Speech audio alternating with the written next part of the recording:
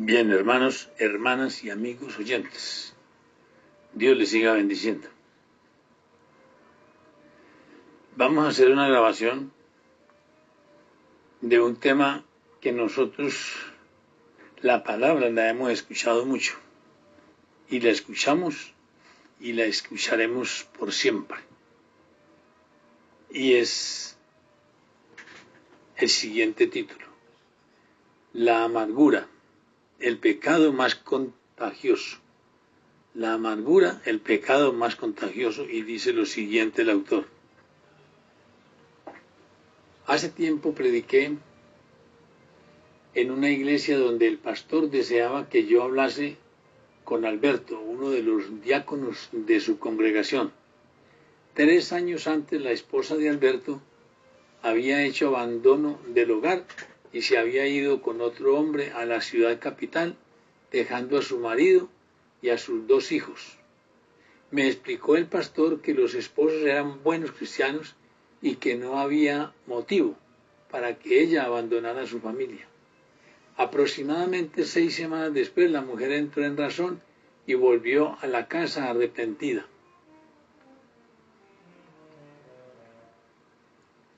En forma inmediata pidió perdón a Alberto, a los hijos, y hasta se presentó ante la congregación para mostrar públicamente su arrepentimiento y su disposición a sujetarse a la disciplina de la iglesia.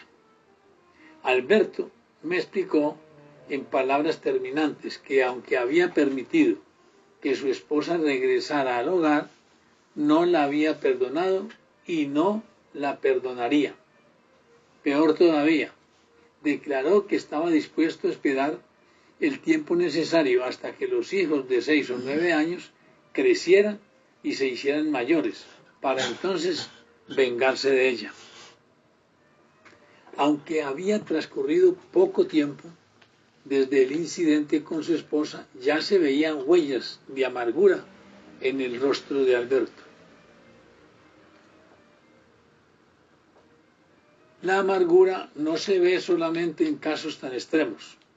Conozco centenares de otros ejemplos de personas que sufrieron ofensas por cosas que parecieran triviales. Menciono solo 3.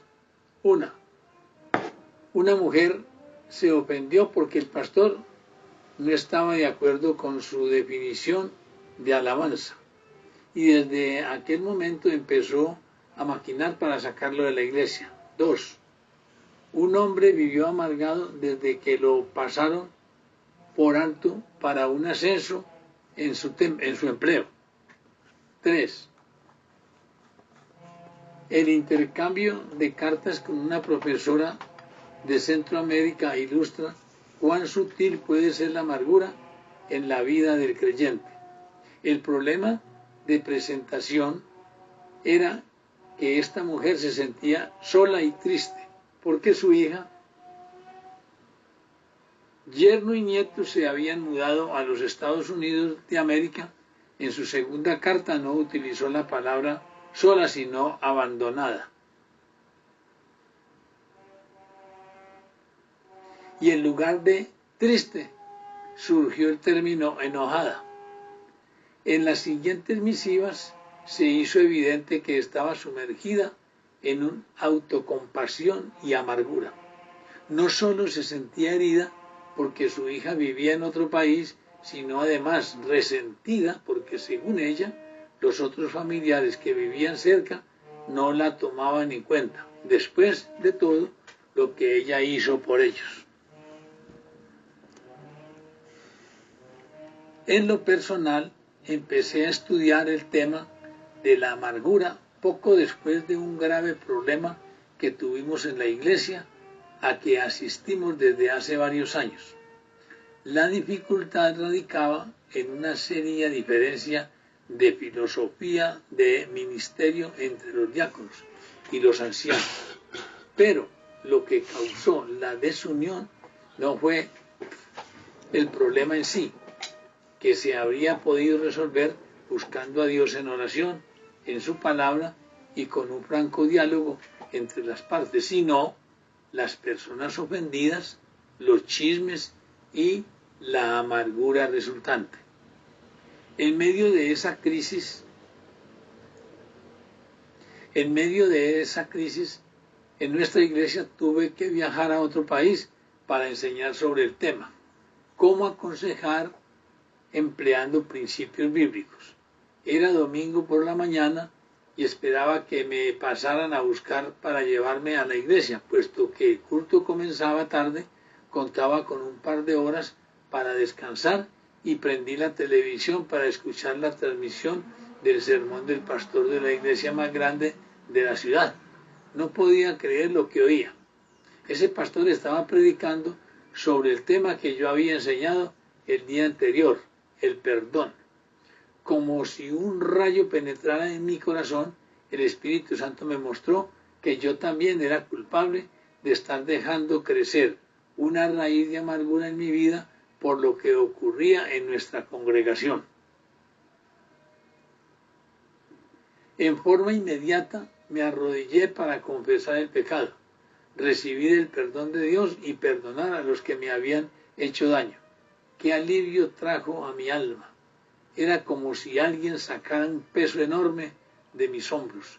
Ese problema que vivía en la iglesia tiene todos los elementos que este libro desea tratar.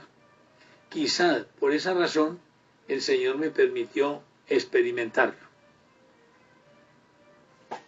La amargura es el pecado más fácil de justificar y el más difícil de diagnosticar porque es razonable disculparlo ante los hombres y ante el mismo Dios.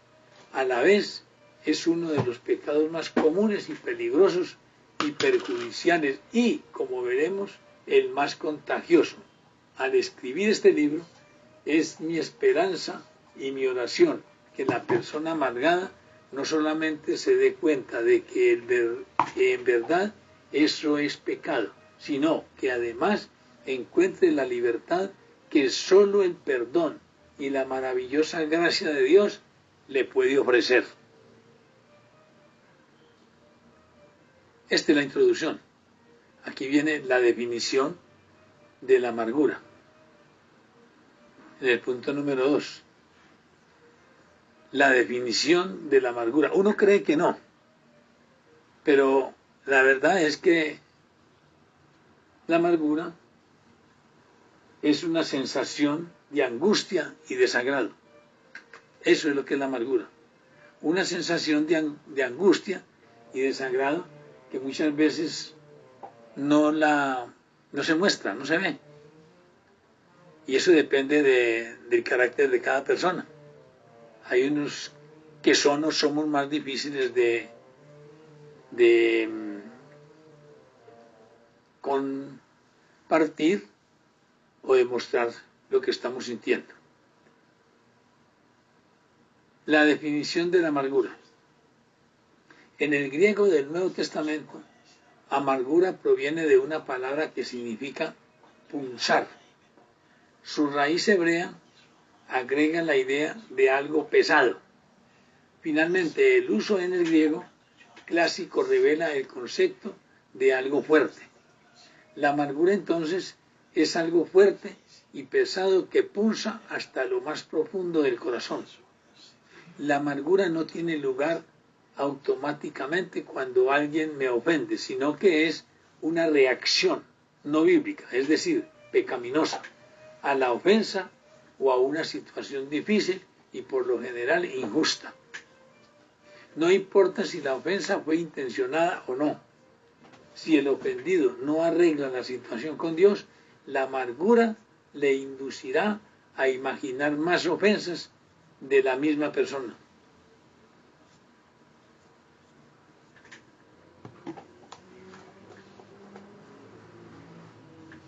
La amargura es una manera de responder que a la larga puede convertirse en norma de vida.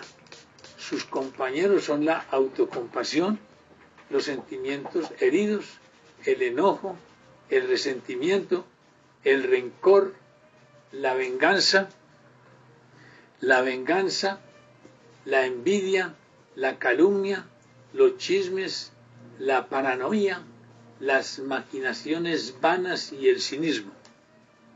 La amargura es resultado de sentimientos muy profundos, quizá lo más profundo de la vida. La razón por la que es tan difícil de desarraigar es triple. Repito, la amargura es resultado de sentimientos muy profundos, quizá los más profundos de la vida. La razón por la que es tan difícil de desarraigar es triple. En primer lugar, el ofendido considera que la ofensa es culpa de otra persona, y muchas veces es cierto, y razona. Él, ella, debe venir a pedirme disculpas y arrepentirse ante Dios. Yo soy la víctima, dice la persona. El cristiano se siente culpable cuando comete un pecado. Sin embargo, no nos sentimos culpables de pecado por habernos amargado cuando alguien peca contra nosotros, pues la percepción de ser víctima eclipsa cualquier sentimiento de culpa. Por lo tanto, este pecado de amargura es muy fácil justificar. Segundo, en segundo lugar, casi nadie nos ayuda a quitar la amargura de nuestra vida. Por lo contrario, los amigos más íntimos afirman: tú tienes derecho, mira lo que te ha hecho, lo cual nos convence aún más de que estamos actuando correctamente. Y finalmente, el tercer punto: si alguien cobra suficiente valor como para decirnos: amigo, estás amargado, eso es pecado contra Dios y debes arrepentirte, da la impresión de que al consejero le falta compasión. Recuerde que el ofendido piensa que es víctima. Me pasó recientemente en un diálogo con una mujer que nunca se ha podido recuperar de un gran mal cometido por su padre. Ella lleva más de 30 años cultivando una amargura que hoy ha florecido en todo un huerto. Cuando compasivamente, Gálatas 6.1, vamos a leer Gálatas 6.1, a ver qué dice Gálatas 6.1. Gálatas 6.1 dice lo siguiente: hermanos, si alguno fuere sorprendido en alguna falta, vosotros que sois espirituales, restauradle con espíritu de mansedumbre, considerándote a ti mismo, no seas que tú también seas tentado. Le mencioné que era hora de perdonar y olvidar lo que queda atrás. Filipenses 3.13. Filipenses 3.13 dice lo siguiente: hermanos, yo mismo no pretendo haberlo ya alcanzado, pero una cosa hago, olvidando ciertamente lo que queda atrás y extendiéndome a lo que está adelante. Repito, hermanos, yo mismo no pretendo haberlo ya alcanzado, pero una cosa hago, olvidando ciertamente lo que queda atrás y extendiéndome a lo que está adelante. Me acusó de no tener compasión, peor todavía. Más tarde descubrí que se quejó a otras personas diciendo que como consejero carecía de simpatía y compasión. Hasta es posible perder la amistad de la persona amargada por haberle aconsejado que quite la amargura de su vida. Efesios 4:31. Efesios 4:31 dice lo siguiente: quítense de vosotros toda amargura, enojo, ira, gritería, maledicencia y toda malicia. Quítese de vosotros toda amargura. El siguiente ejemplo ilustra cómo la amargura puede dividir a amigos y familiares. Florencia, una joven de 21 años, pertenece a una familia que durante años ha sufrido una contienda familiar. Ella es la única que no desea culpar a los demás, ni demostrar que tiene razón, sino que anhela ver reconciliación. La pelea comenzó poco después del nacimiento de Florencia. Sobre lo que al principio fue algo insignificante, 20 años más tarde, alimentada por imaginaciones vanas, rencor y paranoia, existía una gran brecha entre dos grupos de familia. A pesar de que casi todos son cristianos, escuche bien, a pesar de que casi todos son cristianos, la lucha es más fuerte que nunca.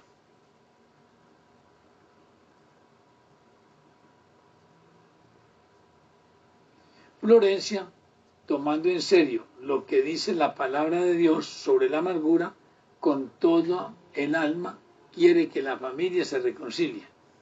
Se siente impotente, sin embargo, porque está bajo la amenaza de no poder volver a casa de sus padres si pisa la propiedad de su hermana y su cuñado, es decir, si visita a su familia.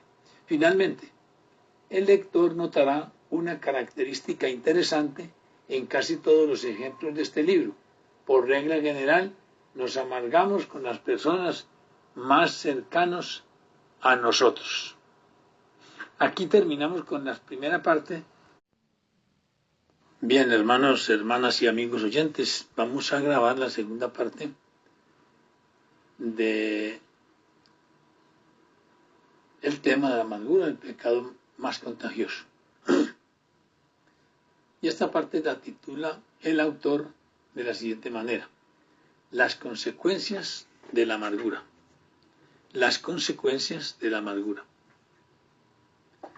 Para motivar a una persona a cumplir con el mandamiento bíblico, despréndase de toda amargura, que dice Efesios 4:31, quítense de vosotros toda amargura,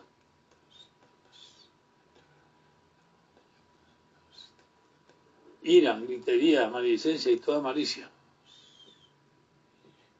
Despréndase de toda amargura. Véase las múltiples consecuencias, todas negativas, de este pecado. Veamos las múltiples consecuencias, todas negativas, de este pecado. Número 1. El espíritu amargo impide que la persona entienda los verdaderos propósitos de Dios en determinadas. Job no tenía la menor idea de que por medio de su sufrimiento el carácter de Dios estaba siendo ante Satanás. Somos muy cortos de vista.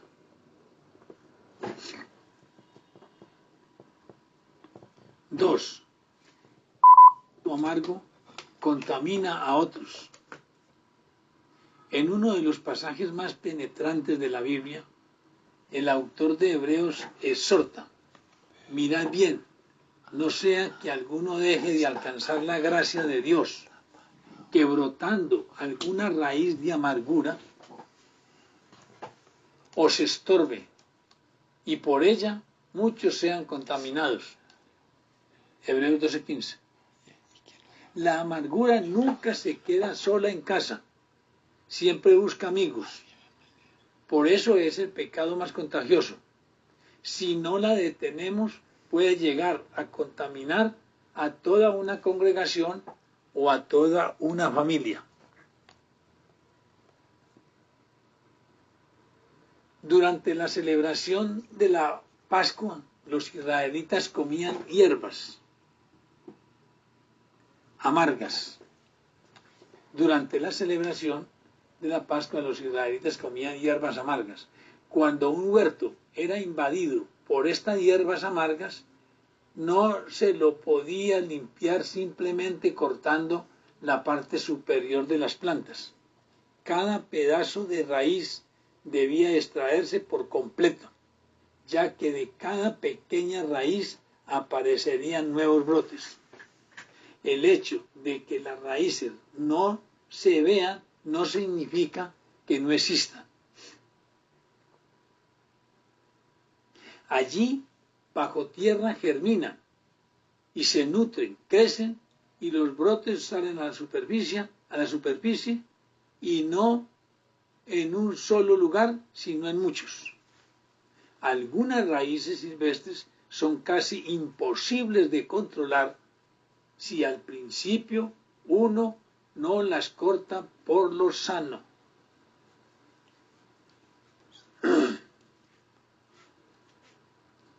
El escritor de Hebreos advierte que la amargura puede quedar bajo la superficie alimentándose y multiplicándose, pero saldrá a la luz cuando uno menos lo espera. Aun cuando la persona ofendida y amargada enfrente su pecado de la manera prescrita por Dios, no necesariamente termina el problema de la contaminación. Los compañeros han tomado sobre sí la ofensa y posiblemente se irriten con su amigo cuando ya no esté amargado. Hace poco un médico muy respetado y supuestamente cristiano había abandonado a su esposa y a sus 3 hijos yéndose con una de las enfermeras del centro médico donde trabajaba.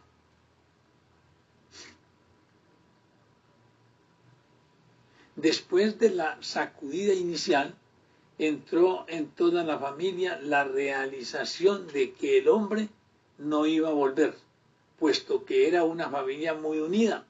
Se enojaron juntos, se entristecieron juntos, sufrieron juntos y planearon la venganza juntos hasta que sucedió algo sorprendente. La esposa Silvia perdonó de corazón a su ahora esposo y buscó el consuelo del Señor. Ella todavía tiene momentos de tristeza y de soledad, pero por la gracia de Dios no está amargada. Sin embargo, los demás familiares siguen amargados y hasta molestos con Silvia porque ella no guarda rencor. Sin embargo, los demás familiares siguen amargados y hasta molestos con Silvia porque ella no guarda rencor. Punto número 3. El espíritu de amargura hace que la persona pierda perspectiva. Nótese la condición del salmista cuando estaba amargado. Entonces era yo torpe y sin entendimiento. Era como una bestia delante de ti. Salmo 73, 21 y 22. La persona amargada toma decisiones filtradas por su profunda amargura. Tales decisiones no provienen de Dios y generalmente son legalistas. Cuando la amargura echa raíces y se convierte en norma de vida, la persona ve, estima, evalúa, juzga y toma decisiones según su espíritu amargo.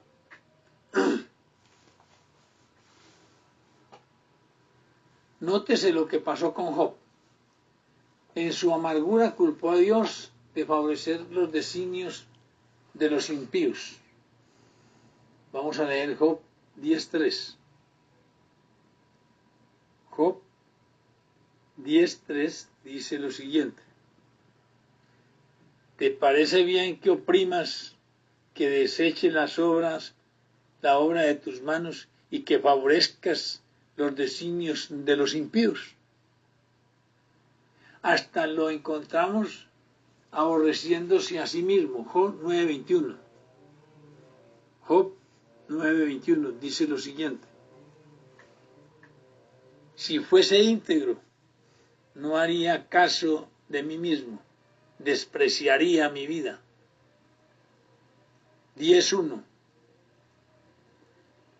Está mi alma hastiada de mi vida, daré libre curso a mi queja, hablaré con amargura de mi alma. En el afán de buscar alivio o venganza, quien está amargado invoca los nombres de otras personas y exagera o generaliza. Todo el mundo está de acuerdo. O bien, nadie quiere al pastor. Las frases todo el mundo y nadie pertenecen al léxico de la amargura. Cuando la amargura llega a ser norma de vida para una persona, ésta por lo general se vuelve paranoica e imagina que todos están en su contra. Un pastor en Brasil me confesó que tal paranoia tomó control de su vida y empezó a defenderse mentalmente de adversarios imaginarios. Cuarto, el espíritu amargo se disfraza como sabiduría o discernimiento. Es notable que Santiago emplea la palabra sabiduría en Santiago 3, 14 y 15. Vamos a leer Santiago 3, 14 y 15.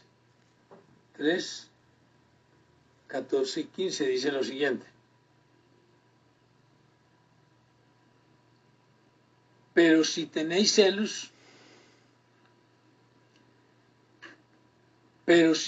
celos amargos y contención en vuestro corazón, no os jactéis ni mintáis contra la verdad, porque esta sabiduría no es la que desciende de lo alto, sino terrenal, animal, diabólica. Pero si tenéis celos amargos, dice Santiago, al hablar de algunas de las actitudes más carnales de la Biblia, la amargura bien puede atraer a muchos seguidores. ¿Quién no desea escuchar un chisme candente acerca de otra persona? ¿Quién no desea escuchar un chisme candente acerca de otra persona? La causa que presentó Coré pareció justa a los oyentes, tanto que 250 príncipes renombrados de la congregación fueron engañados por sus palabras persuasivas. A pesar de que la Biblia aclara que el corazón de Coré estaba lleno de celos amargos, ni los más preparados lo notaron. 5. El espíritu amargo da lugar al diablo. Efesios 4:26 dice lo siguiente.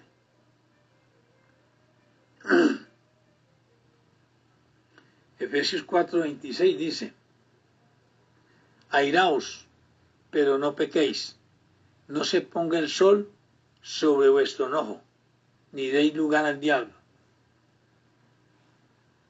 Una persona que se acuesta herida, se levanta enojada. Se acuesta enojada y se levanta resentida. Se acuesta resentida y se levanta amargada. El diablo está buscando a quien devorar. 1 Pedro 5:8. 1 Pedro 5:8 dice lo siguiente. Sed sobrios y velad, porque vuestro adversario el diablo, como león rugiente, anda alrededor buscando a quien devorar.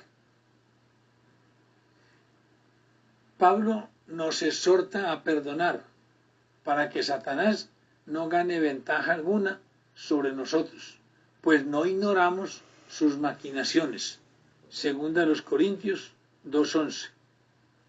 Segunda a los Corintios 2:11 dice lo siguiente.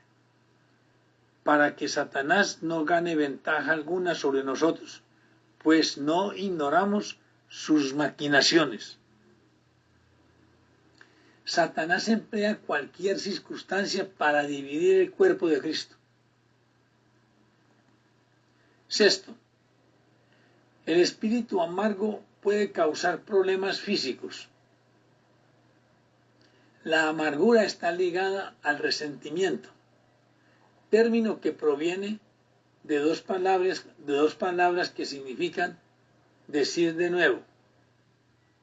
Cuando uno tiene un profundo resentimiento, no duerme bien, o sea, despierta varias veces durante la noche y vez tras vez en su mente repite la herida como una grabadora.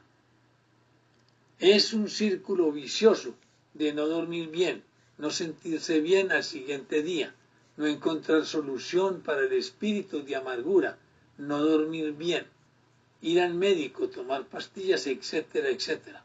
Algunas personas terminan sufriendo una gran depresión, otros acaban con úlceras u otras enfermedades.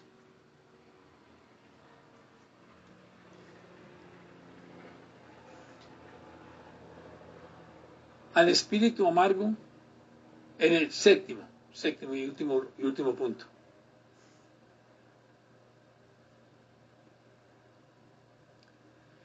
El espíritu amargo hace que algunos dejen de alcanzar la gracia de Dios. Hebreos 12:15. Hebreos 12:15 dice lo siguiente.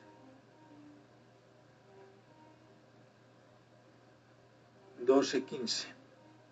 Mirad bien, no sea que alguno deje de alcanzar la gracia de Dios, que brotando alguna raíz de amargura os estorbe y por ella muchos sean contaminados.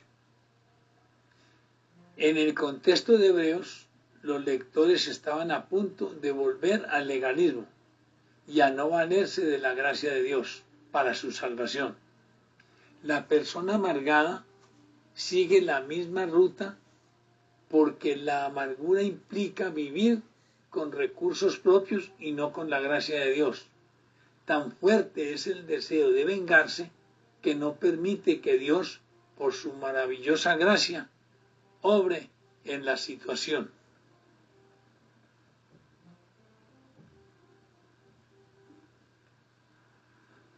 Bueno, aquí hemos terminado con estos dos punticos. Hay muchos puntos en el libro del hombre, pero entonces aquí terminamos con estos dos puntos que hemos elegido para compartirlo con ustedes. Y terminamos con una frase que ustedes de pronto han oído, que dice lo siguiente: el resentimiento es un veneno que se toma uno esperando que se muera otro. El resentimiento es un veneno que se toma uno esperando que se muera otro. Dios les siga bendiciendo. Bien, hermanos y amigos que escucharon esta grabación, se dieron cuenta de que años anteriores lo había hecho en 2 etapas porque tenía unas herramientas diferentes a las que tengo ahora. Ahora opté por reunir las dos grabaciones en una sola. Por eso hay algunas cositas ahí como interferentes, pero no vale la pena. Y por último podemos aclarar